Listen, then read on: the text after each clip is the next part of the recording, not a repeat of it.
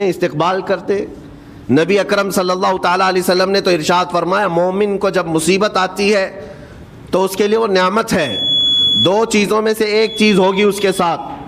اگر بخار بھی آئے، میرے آقا فرماتے ہیں اگر بخار بھی آیا ہے تو دو باتوں میں سے ایک بات ہوگی اس کے ساتھ، یا تو رب تبارک و تعالیٰ اس کے گناہ معاف کرے گا یا تو اس کے درجے کو بلند کرے گا. مصیبت اگر آئے تو ایک بات یاد رکھنا، رب تبارک و تعالیٰ اپنے محبوب بندوں کو، پسندیدہ بندوں کو آزمائش میں ڈالتا ہے. ورنہ جو لوگ یہ سمجھتے ہیں کبھی طبیعت خراب ہی نہیں ہونا چاہیے تو فرعون بن جاتے ہیں. ایسے لوگ، فرعون کو 90 سال تک نہ کبھی سردی آئی نہ بخار، کبھی کوئی بیماری نہیں. اور جب بندہ کبھی بیمار نہیں ہوتا تو اپنے آپ کو خدا تصور کرنے لگ جاتا ہے، میں تو دنیا کا سب سے مضبوط آدمی ہوں، مجھے کچھ نہیں ہوتا. لیکن مصیبتیں دے کر کے رب تبارک و تعالیٰ تمہیں تمہاری حقیقت بھی بتاتا ہے. اور انسان کو انسان کی لمٹ میں رہنا سکھایا جاتا ہے. تمہاری حیثیت صرف اتنی ہے کہ اگر نس رک گئی، دل کی دھڑکنیں ایک آن کے لیے اگر رک گئی تو سب ختم ہے. اس لیے تمہیں رب تبارک و تعالیٰ کے حضور جانا ہی ہے تو صبر بھی سیکھو اور شکر بھی سیکھو. آج مصیبتیں اور آفتیں آتی ہیں تو واویلا کرنے والوں کے لیے میرا میسج ہے، اللہ تبارک و تعالیٰ تمہاری ہر بات کو دیکھ رہا ہے. تمہارے چیخنے سے، چلانے سے، تمہاری شکایت کرنے سے گئے ہوئے آدمی کی جان واپس تو نہیں آنی ہے. تمہارا عزیز ترین بھائی مر گیا، تم جس سے سب سے زیادہ پیار کرتے تھے وہ بیٹا انتقال کر گیا. مجھے بتاؤ، تم 10 لوگوں میں چیخو گے، چلاؤ گے، رب تعالیٰ کے حضور بری بری باتیں بھی کرو گے تو کیا وہ گئی ہوئی جان واپس آ سکتی ہے؟ میرے عزیزو، یہ وہ حکومت نہیں ہے کہ تمہارا احتجاج کرنے پر قانون واپس لے لیا جائے. تمہارے سب مل کر کے پروٹیسٹ کرنے سے حکومتیں اپنے فیصلے واپس لے سکتی ہیں، لیکن وہ رب ذوالجلال شہنشاہ اعظم کا قانون ہے. وہاں نبیوں کی بھی جو روح لی گئی، وہاں پر اللہ تبارک و تعالیٰ نے اپنے محبوب نبیوں کی بھی روح کو قبض کرنے کا حکم دیا. تو کیا سب کے غم منانے سے وہ روحیں واپس کرنے کا فیصلہ کیا گیا ہے؟ نہیں میرے عزیزو، اس عالم میں، اس کائنات میں پھر کوئی ہمارے رونے، چیخنے، چلانے سے واپس نہیں آتا. ہاں، غم کرنا اپنی جگہ پر ہے، لیکن غم کا شرعی طریقہ کیا ہے؟ میرے آقا صلی اللہ تعالیٰ علیہ وسلم نے بھی غم فرمایا. آپ کے عزیز بیٹے سیدنا ابراہیم جب انتقال کر گئے، میرے آقا کی آنکھوں میں آنسو تھے. حضور پاک صلی اللہ تعالیٰ علیہ وسلم کی آنکھوں کے سامنے سیدہ خدیجۃ الکبریٰ کا انتقال ہوا. حضور غمگین تھے، لیکن غم کا مطلب کبھی یہ نہیں ہوتا کہ اللہ کی بارگاہ میں شکایت کریں، تو نے میرے ساتھ ایسا کیوں کیا؟ یعنی تم حکم دو گے، رب تبارک و تعالیٰ کو تم مشورہ دو گے کہ کس کے ساتھ کیا کرنا ہے. اس لیے ان مواقع پر ہم سب کی آزمائش ہے، ہمارا امتحان ہے. ایسے معاملات جب بھی آتے ہیں، دیکھیں میں آپ کو ایک اور باریک بات بتا دیتا ہوں. یہ ہم آج تقریر کر رہے ہیں، ہو سکتا ہے آپ بھی سن رہے ہیں اور اچھی طرح سمجھ رہے ہیں، لیکن خود کے گھر پر جب آ جائے تو تقریر بھی یاد نہیں رہتی، نصیحت بھی یاد نہیں رہتی، غم کا غلبہ زیادہ ہو جاتا ہے. ایسے اوقات میں حکم کیا ہے مومنین کو؟ میرے گھر پر، میں جانتا ہوں شکایت نہیں کرنا چاہیے، میں جانتا ہوں غموں کے وقت صبر کرنا چاہیے، پھر بھی اگر میرے گھر میں آ گئی مصیبت تو مومنین کے لیے حکم یہ ہے کہ تم نے اب تک جو سنا تھا حدیثیں وغیرہ اس کو یاد دلاؤ. یعنی مجھے یاد دلاؤ. یہ مت سوچو کہ مولانا صاحب ہیں، مفتی صاحب ہیں، امام صاحب ہیں، ان کو تو سب معلوم ہوگا. غم کا غلبہ جب آ جاتا ہے تو اچھوں کو یاد نہیں رہتا. مومنین کو کہا گیا ہے کہ وہ یاد دہانی کریں، جائیں غموں کے وقت ان کی حالت دریافت کریں اور انہیں صبر کی تلقین کریں. ہر ایک کے لیے ضروری ہے. یہ سوچ کر کے پیچھے نہیں ہٹا جائے گا کہ یہ تو بہت جانکار لوگ ہیں، یہ بہت پڑھے لکھے لوگ ہیں، ان کو تو سب پتہ ہے. نہیں، بلکہ حکم یہ ہے کہ جس کے ساتھ بھی مصیبت آئے، مومنین، دوسرے مومنین اسے صبر کی تلقین کریں، اسے جا کر کے حوصلہ دیں اور اسے تسلی دیں. اب میں آتا ہوں ان باتوں کی طرف جو لوگ مصیبتوں کو برا سمجھتے ہیں. ایک صحابی تھے، ان کی شادی ہو گئی، ایک صحابیہ سے نکاح ہوا تھا مدینے میں. سال بھر خوشحالی سے گزرتے رہے، بہت اچھے دن گزرے. سال ختم ہونے کو تھا کہ خاتون جو ہے لڑائی کرنا شروع کر دیتی، کہتی ہے مجھے تمہارے ساتھ رہنا نہیں، مجھے طلاق چاہیے، ڈائریکٹ طلاق۔ تو اس صحابی نے کہا ہوا کیا؟ وہ صحابیہ کہتی تھی نہیں مجھے تمہارے ساتھ رہنا نہیں۔ اس صحابی نے کہا ٹھیک ہے اگر ایسا ہی ہے تو حضور پاک صلی اللہ علیہ وسلم کے پاس چلتے ہیں، وہاں جا کر فیصلہ کرا لیں گے۔ تو وہ صحابیہ مان گئیں، کہا چلو چلتے ہیں۔ تو دونوں چلے جا رہے تھے اپنے گھر سے، حضور پاک صلی اللہ علیہ وسلم کے دربار میں فیصلہ کروانا ہے۔ چلتے وقت راستے میں ایک پتھر سے ٹھوکر لگ گئی اس صحابی کو، اور اتنی تیز ٹھوکر لگی کہ ان کا ناخن اکھڑ گیا۔ اب وہ ان کی خاتون جو بیوی صحابیاں ہیں وہ فوراً اپنے دوپٹے کا کپڑا پھاڑ کر کے انگلی کو باندھتی ہیں اور خون روکتی ہیں، اور اس کے بعد کہتی ہے چلو واپس گھر چلتے ہیں۔ گھر واپس آنے کے بعد وہ کہتی مجھے طلاق نہیں چاہیے، ساتھ میں رہوں گی۔ کہا عورتوں کا موڈ، عورتوں کا اس طرح کا فیصلہ کیا بات ہے؟ وہ صحابیہ کہتی ہے میں نے سنا ہے کہ جب کبھی کوئی بندہ بیمار نہیں ہوتا تو اللہ اسے پسند نہیں کرتا۔ میں نے جب سے تم سے شادی کی ہے سال بھر ہو گئے، ایک بار بھی تم کو بیمار ہوتے نہیں دیکھا۔ مجھے ایسا لگنے لگا کہ کہیں تم اللہ کے ناپسندیدہ بندے تو نہیں ہو، اس لیے میں تمہارے ساتھ نہیں رہنا چاہتی تھی۔ اب جب راستے میں ٹھوکر لگ کر ناخن اکھڑ گیا تو مجھے احساس ہوا کہ اللہ تجھے بھی پسند کرتا، میں تیرے ساتھ رہنے کو تیار ہوں۔ وہ صحابیہ تھیں۔ میرے عزیزو، اس کا مطلب یہ نہیں کہ ہم آپس میں ایک دوسرے کے بیمار ہونے کی انتظار میں رہیں۔ شوہر یہ سوچے کہ میری بیوی بیمار کیوں نہیں ہوتی، اور بیوی یہ سوچتی رہے کہ میرا شوہر بیمار کب ہوگا۔ وہ توکل کا اعلیٰ درجہ ہے۔ انتظار اور تمنا مت کرو بیمار ہونے کا، بلکہ بیماری آ جائے تو اللہ کا شکر ادا کرو، آ جائے تو صبر کرو۔ عزیزان گرامی وقار، ہم آج امام حسین اور ان کے رفقائے گرامی رضوان اللہ علیہم اجمعین کو یاد کرتے ہیں تو صرف رونے کے لیے نہیں یا صرف غم منانے کے لیے نہیں، بلکہ داستان کربلا سنانے کا ایک عظیم مقصد یہ ہوتا ہے کہ نوجوانوں کے اندر بلکہ بوڑھے اور بچوں کے اندر بھی ایمانی جذبہ ایسا آ جائے کہ وہ ہر مصیبت پر ڈٹ کر کھڑے ہو سکیں، ہر یزیدی کا مقابلہ کر سکیں۔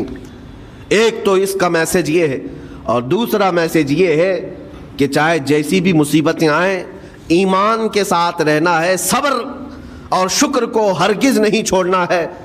مصیبتیں ہمارے پاس اب اتنی بڑی تو نہیں آتی کہ ایک خاندان کے ہی اتنے لوگوں کو کاٹ دیا جائے، ایسی مصیبتیں تو نہیں آئی۔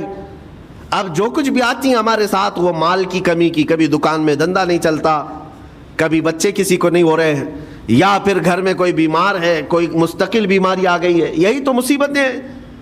مومن کے لیے یہ قید خانہ ہے، زیادہ آسائش اور آرام کی فکر نہ کرو۔ یہ دنیا مومن کے لیے قید خانہ ہے۔ اسی لیے شاعر نے کیا خوب کہا، جب کسی کا انتقال ہوتا ہے، ایک سچے مومن کا انتقال ہوتا ہے تو لوگ کہتے فلاں مر گیا فلاں مر گیا، تو ایک شاعر نے بہت اچھے انداز سے کہا ہے کہ کون کہتا ہے کہ مومن مر گیا؟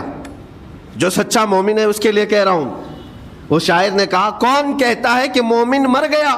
قید سے چھوٹا وہ اپنے گھر گیا۔ حقیقت تو یہ، قید سے چھوٹا وہ اپنے گھر گیا۔ یہاں دنیا میں زیادہ آسائش، زیادہ آرام کی طلب انسان کو مغرور بنا دیتی ہے، تکبر والا بنا دیتی ہے، گھمنڈی بنا دیتی ہے، اور اللہ تبارک و تعالیٰ کی بارگاہ میں ہمیشہ سر بسجود رہنے والا وہ بندہ ہے جو مصیبتوں میں گھرا رہتا ہے۔ کچھ نہ کچھ مصیبتیں ایسی ہیں جو تمہیں مسجد تک لاتی ہیں، قرآن تک لاتی ہیں، تسبیح تک لاتی ہیں، اور کوئی مصیبت نہ ہو، کوئی تکلیف نہ ہو تو پھر جلدی بندہ اللہ کو بھی یاد نہیں کرتا۔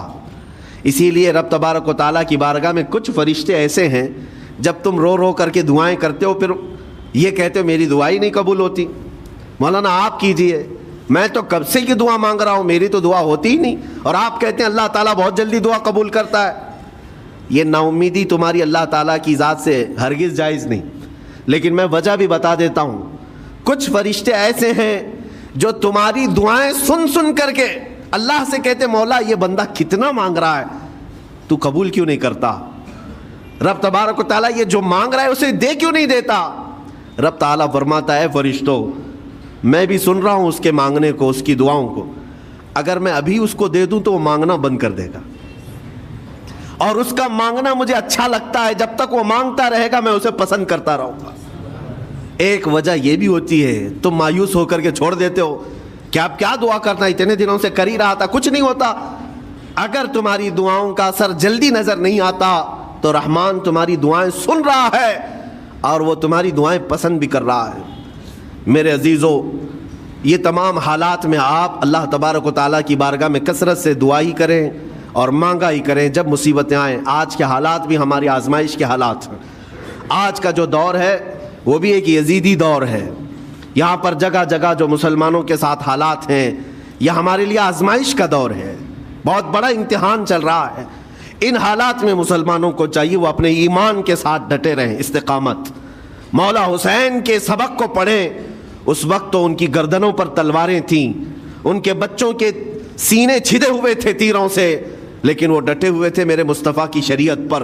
آج ابھی تمہارے سینوں پر بندوق کی گولیاں نہیں لگائی گئیں، ابھی تمہارے اوپر اتنی بڑی مصیبتیں نہیں آئیں، لیکن میں پھر بھی دیکھتا ہوں نوجوانوں کو کہ کوئی مصیبت نہ آنے کے باوجود بھی تم اسلام کے ساتھ کھلواڑ کر رہے ہو۔ میرے آقا کی سنتوں کو پیٹ پیچھے پھینک کر کے تم تو بازاروں کی زینت بننا پسند کرتے ہو۔ اکثر لوگوں کو ہم نے دیکھا آج مجرے کرنے والوں کی کثرت یہ ہمارے نوجوان بچوں کی ہے۔ یہ اپنے جسموں کی نمائش کرنا اس کو فیشن سمجھتے نہیں۔ میرے عزیزو، امت مصطفیٰ اور وہ بھی امام حسن اور امام حسین کے غلام اس مردار دنیا پر کبھی بھی اپنی حکومت نہیں چاہتے، اس مردار دنیا کے وہ کبھی خواہش مند نہیں ہوتے۔ لیکن جن نوجوانوں کو آج ہم ان خواہشات کی پیروی کرتے ہوئے دیکھ رہے، افسوس ہوتا ہے، افسوس ہوتا ہے۔ آج کے حالات میں تم بھی سنبھل جاؤ، کیونکہ ایک بہت بڑی جنریشن تمہارے پیچھے ہے اور وہ تمہیں دیکھ کر کے نقل کرے گی۔ اگر آج تمہارا راستہ بگڑ گیا تو یہ جو چھوٹے بچے ہیں وہ بگڑے ہوئے راستے کو ہی اسلام سمجھنے لگ جائیں گے، وہ اسی بگڑے ہوئے راستے کو ہی صحیح راستہ سمجھ بیٹھیں گے۔ اسی لیے آج نوجوانوں کی کثرت میرے آقا صلی اللہ تعالیٰ علیہ وسلم کے عاشقوں کی ہونا چاہیے، اور ان سخت ترین حالات کا مقابلہ باڈی بلڈر نہیں کر سکتا۔ میں آپ کو بتا دوں، ان ظالم یزیدیوں کا مقابلہ کاجو بادام کھانے والا نہیں کر سکتا۔ ہاں، ان حالات کا مقابلہ کرنے کے لیے جسمانی طاقت کی ضرورت نہیں، ان بڑے سے بڑے سخت ترین حالات کا مقابلہ وہ نوجوان کر سکتا ہے جس کے سینے میں عشق مصطفیٰ ہو، مولا حسین کے نقش قدم پر چلنے کا عزم رکھتا ہو، پھر چاہے وہ لاغر ہی کیوں نہ ہو، نحیف و ناتما ہی کیوں نہ ہو، کمزور ہی کیوں نہ ہو۔ لیکن ہم نے دیکھا ہے تاریخ میں کمزور بھی ہے، اگر جسمانی اعتبار سے عشق رسول کی دولت سینے پر رکھتا ہے تو دنیا میں وہ کھلبلی مچا دیتا ہے، اور کفار و مشرکین کے خیموں میں اس کی ہیبت طاری رہتی۔ ہم نے اور تاریخ پڑھی ہے۔ آخری بات عرض کرتا ہوں، امام اہل سنت فاضل بریلوی امام احمد رضا خان نور اللہ مرقدہ، اعلیٰ حضرت کو کون نہیں جانتا آج کے زمانے میں؟ ذرا ان کی سیرت اٹھا کر کے پڑھنا اور پھر یہ بھی دیکھنا کہ جسمانی طاقت ان کی کیسی تھی، جسمانی ساخت کیا وہ چلتے تو لہیم شہیم تھے، اونچے چوڑے اور سینہ بھرا ہوا کہ لوگ صرف جسم کو دیکھ کر کے ڈر جائیں؟ نہیں، اعلیٰ حضرت فاضل بریلوی رضی اللہ تعالیٰ عنہ اس طرح جسمانی بہت اونچی چوڑی صلاحیت کے نہیں تھے، بلکہ بہت ہی ہلکا جسم رکھتے تھے، ہلکا جسم، دبلے پتلے تھے، لیکن جب اپنے حجرے میں بیٹھ کر کے قلم چلاتے تھے تو دنیا کے کونے کونوں میں ان کی گونج ہوتی تھی، اور بڑے بڑے قلعوں میں جو ہے زلزلہ آ جاتا تھا۔ اور سرکار غوث پاک رضی اللہ تعالیٰ عنہ کو کون نہیں جانتا؟ غوث پاک کا حال تو یہ تھا، جسمانی اعتبار سے آپ کی گردن کی ہڈیاں بھی دکھتی تھیں، اتنے دبلے تھے، اور کثرت عبادت کی وجہ سے، کثرت مجاہدات کی وجہ سے آپ کا جسم بہت ہی کمزور تھا۔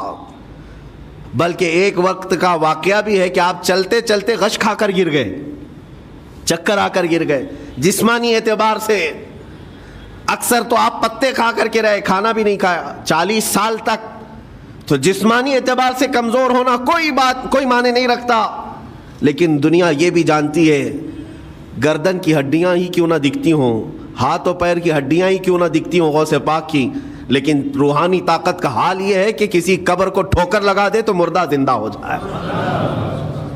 اس طاقت کو میں آج آپ کے سامنے کہنے کی بات کر رہا ہوں. عشق مصطفیٰ سینے میں ہو اور سچی عقیدت و محبت حسنین کریمین سے رکھتا ہو اور پھر اپنے طریقے بدل لے تو بڑے جسم اور ڈیل ڈول بنانے کی ضرورت بھی نہیں آئے گی. مولا کریم تمہارا رعب خود ہی دشمنوں کے دلوں پر ڈالتا ہے.